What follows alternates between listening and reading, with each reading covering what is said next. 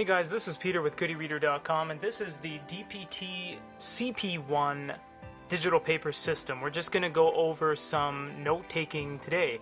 So we're going to use our stylus. We're just going to explore the stylus real quick here. This is the eraser button. This is the highlight button. You can't use it on the note-taking experience, obviously, because there's nothing to highlight. Your nib, and the magnetic snap, and the backing in which you can pull off to charge it. Unlike the S1, this does need to be charged. Now, on the most basic level, you are writing on the device. It feels kind of really rough, like you're scratching it. You aren't, but what that is basically you using the nibs, and when you get this device, they will give you a pack of replacement nibs, like so. So they do wear out, kind of like a graphite pencil lead tip, so you do have to make sure you replace that every little while. So if I make a box like that, I press and hold the eraser button, swipe away, and it erases per line. So if I make a box without lifting my pencil, it will erase the whole thing. If I make a box using 4 separate lines, it will erase line by line. You can make new pages by simply swiping to the right. You can see 3 out of 3. If I swipe to the right, it simply just makes another page. It doesn't have levels of pressure sensitivity, and that's very important to note, because it doesn't matter how hard you press or how lightly you stroke the page, it won't actually change. You will have to click the top here and change it from pen thickness small. We're not going to do every one of these, we'll just do 3. Pen thickness medium, and then the largest one, which is pen thickness thick. So you will have to change it each and every time. Also, you'll notice it says blue and red, and this is indeed color. It's not color on the screen, of course, but when you export the note or your PDF that you're scribbling, this will actually be red ink if it's kind of faded like that, or it will be blue ink if it's thick and black like that. So that's really cool, because if you want to sign something or make notes, you can go, okay, I want red, this is wrong, this is wrong, this is wrong, and then you make blue like yes, yes, yes, etc.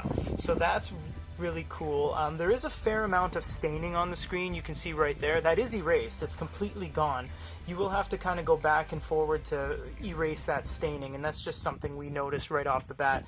If you draw something, there's no way of actually zooming onto it. You will need to press the zoom button here, and that will allow you to do a 1-level zoom. You can't do any more zooms than that, because now you're just using the pen really close. This does allow you to get into detail though, so you can, color stuff in like that, and really get into looks like a mahjong tile with really crappy writing. You can get into detailed note taking. Okay, we're going to exit out of that. Now you can also do search, and this is for searching in PDFs. It doesn't apply to now because we're on a blank slate. You also have many different things here which we're not going to go into, because this is more about the annotation side of it. We're going to get into display documents side by side in the full review, but that isn't what we're doing today. Today is just note taking. You can also choose your eraser size, so you can see if you press and hold the eraser button, the eraser is kind of following on the screen, so you can choose the appropriate eraser size from there. We're just going to do 1 line of writing here with a medium-sized pen, just so we can see. This is the Good e-reader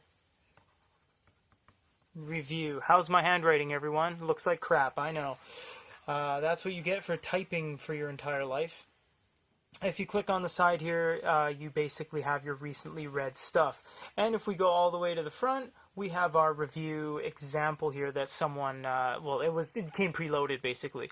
This is essentially the writing experience and the note-taking experience on the CP1. It's very bare bones. There isn't a whole lot of customization you can do on this. It is primarily, this is basically a note-taking device. You can't read any ebooks on this at all. It only reads PDFs. It's for professionals. It's a smaller form factor than the 13.3. It's a 10.3, and that's basically the extent of this writing experience. So if you guys have any questions, kind of got tongue-tied. If you guys have any other questions, comments, or concerns, let us know. For GoodyReader.com, this is Peter.